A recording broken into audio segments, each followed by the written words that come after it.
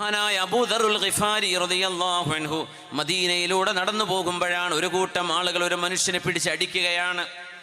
അബൂദർ തങ്ങൾ ചോദിച്ചു, അല്ല കൂട്ടരെ, നിങ്ങൾ എന്താണ് ചെയ്യുന്നത്? ഇപ്പൊ പറഞ്ഞു, ഇവൻ വളരെ മോശമായ ഒരു ഹറാമ് ചെയ്തു, ഞങ്ങൾ അവനെ ശിക്ഷിക്കുകയാണ്.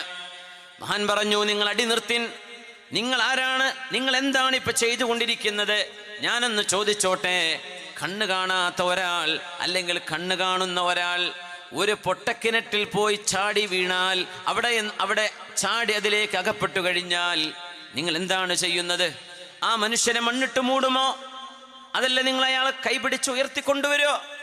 അവർ പറഞ്ഞു, ഞങ്ങൾ കൈപിടിച്ച് ഉയർത്തും. കുണ്ടിൽ വീണ ഒരാളെ എടുക്കണം, രക്ഷപ്പെടുത്തണം.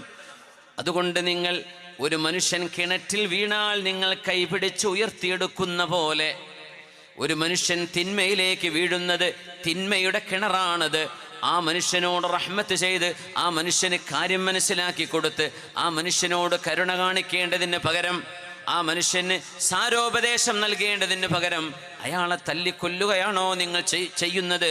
ബിഇസൽ ഖൗമു അൻത്, നിങ്ങൾ എത്ര മോശപ്പെട്ടവരാണെന്ന് മഹാനായ അബൂദറുൽ ഗിഫാരി റളിയല്ലാഹു അൻഹു